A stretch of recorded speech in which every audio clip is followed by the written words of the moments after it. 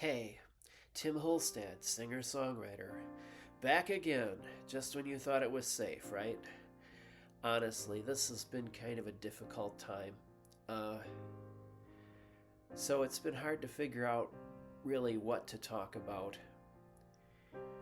But I, as we're planning the celebration of life for Mom and just trying to get those details worked out, happened March 7th. Uh, I have to say that I'm grateful. Obviously, that she gave me life, but also that she led me to my purpose. It hasn't been easy. I'm not going to say that it has been. There have been a lot of times where it's been very difficult. But as I've said before, you've got this gift, whatever it happens to be, and that gift will rat you out. It has a way of making itself obvious. I look back on life up to this point. I look back on this gift, and there were a lot of times where I fought it. There were a lot of times I didn't know where to go with it. But what would happen is that something somewhere, someone would see something, something would become evident, and somebody would say, "You've got something here. It needs work, but you've got something here. So keep working at it." And it just was a pattern I couldn't escape. You look back at my childhood and the kid that can't write his name, can't sit still long enough to do it, really is what I should be saying. You can't learn music like that. You just can't.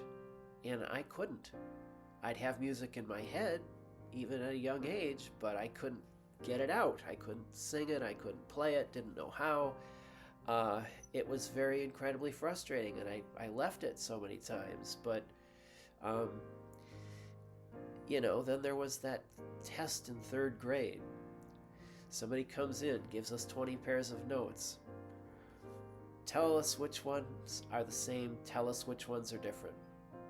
And of course, I got the 18 out of 20 right, and so the band's interested, and I just kept going on with that.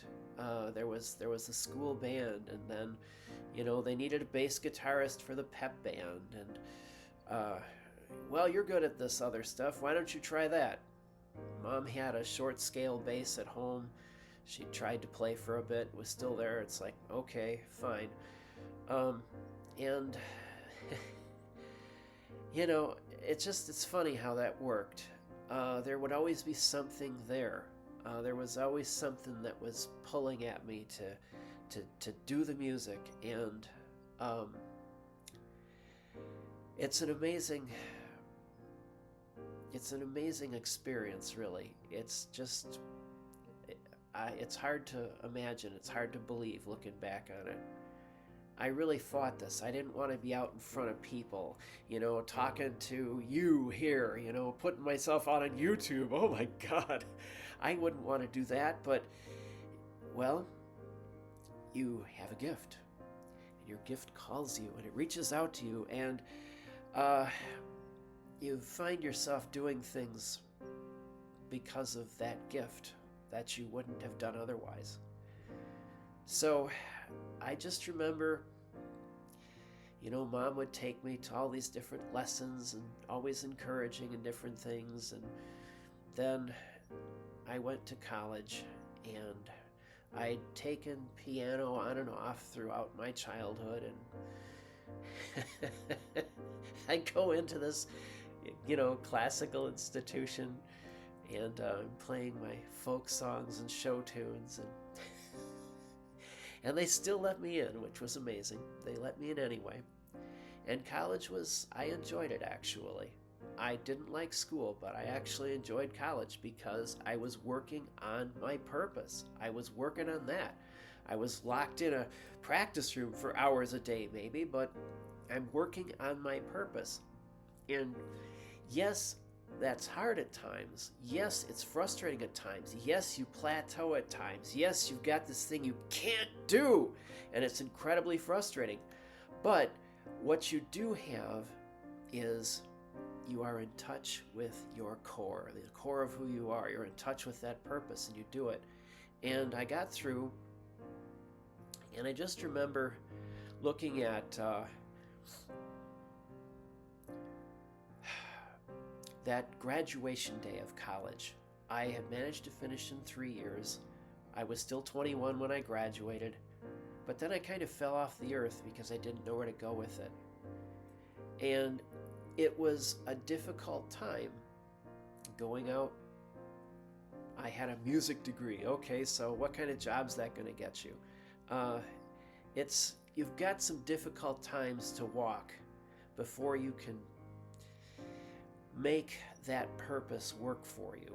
And it helps if you stick to that purpose and you keep doing what it is you need to do to get to where you need to go. Problem was, here I am, this young adult, I don't know what I'm going to do with it. There's no internet back then. There's no ChatGPT, some AI thing that you can consult and get the answers that you need for all these tech problems you run into in real time. You know, there was still the old-fashioned industry back then where you had to find somebody and, you know, sell your soul, basically, to try and get things going. And I didn't have a band. I didn't have a bunch of other people. I had sort of what I could do, and I was really a bass guitarist. I'd gone through school. I'd gone through college, doing a lot of piano, which was great, but I'm still working on trying to integrate that into what I do. I started writing songs in college. I had the chance to go back a few years after college was over and take a songwriting course in a place, but it didn't work out. I lost the job that I had, and so I couldn't stay there, and that was that. You've got to stick with your purpose, though, and I will confess, for the full transparency here, I didn't. It's very difficult to deal with loneliness a lot of times, right? But it is just loneliness. If you can look at it in that perspective, you won't end up in a situation, a relationship you shouldn't be in, because that person can't or won't support your purpose.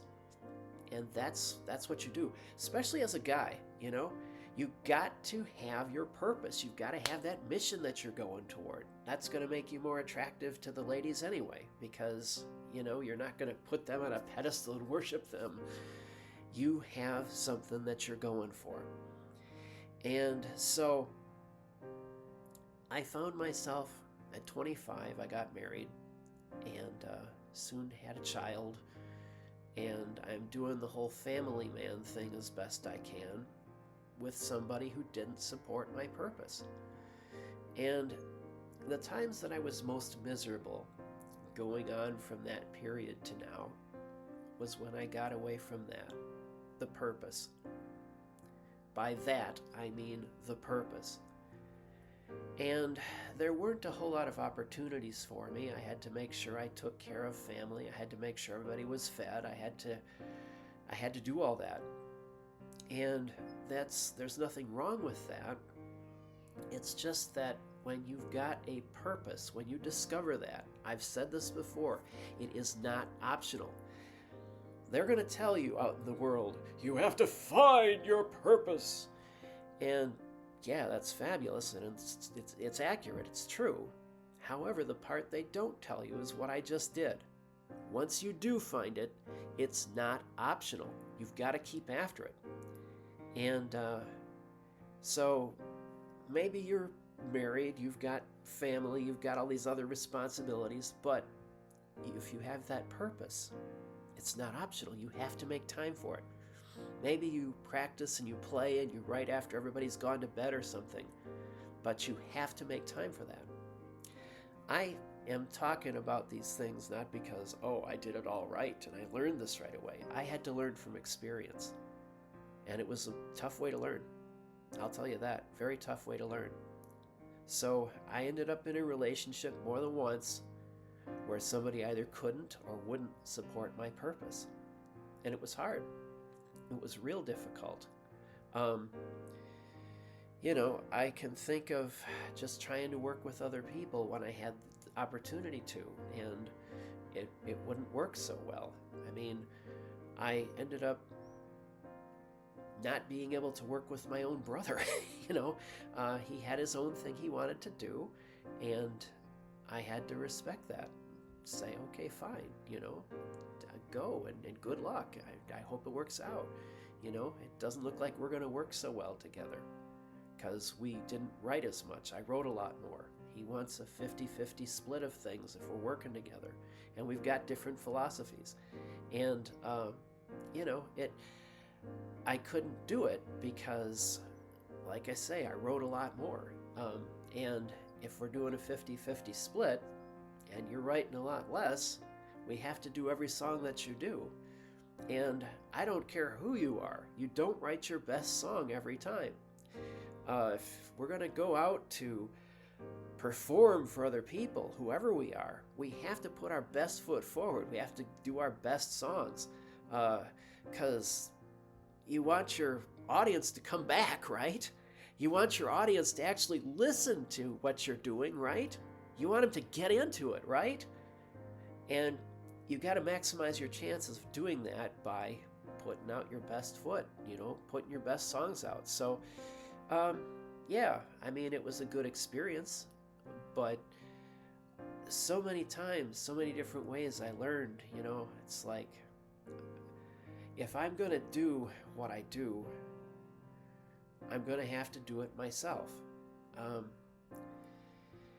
I can't be a virtuoso at the bass guitar. I'm going to have to give that up. I'm going to have to get better at keyboards. I'm going to have to get better at guitar. I'm going to have to be able to do all the parts. And that's going to kind of get into later videos when we talk about this, but it was a tough time for a long time. I'm dealing with that as yet unnamed chemical depression. I think it was 42, 43 when I finally got the diagnosis, and things made a lot more sense then. And, if the medication doesn't work, you learn techniques so that you can keep going and keep plugging. But we've all got to do that. We've all got to keep going. But this is a quote that I come back to all the time. Friedrich Nietzsche, I'll quote him. "He who has a why to live can bear with almost any how." End quote.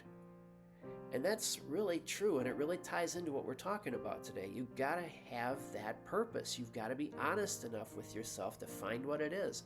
You may not even like it. Look at what you're good at. And maybe you have to make your peace with that. I know I did. But your gift has a way of coming after you. It's going to keep calling you. I think there's some people that manage to kill that, but you're killing the core of yourself. It's just an incredible price to pay in this life. Yeah, it's going to cost you to go for a dream, to go for this purpose, whatever it happens to be, but it's going to cost you so much more if you don't. I've got the surgical scars. I've got the horrible times to prove that. I had to make some tough choices and let some people go in this time. I had to fire some people from my life in this time. Eventually, we get to the present day, and I can say there's albums out, and you've got this YouTube channel, you can see this video, but there was a long time there between college and now where it was very hard. Childhood was really tough too, but you just got to keep going. As a songwriter in particular, you've got to keep going. The more you get through, the more valuable your perspective becomes to others. That's my experience anyhow. But, you know, this has been a long video, and it's time to probably wrap it up. And we'll talk more about this journey in other videos, but take care, and we'll see you in the next one.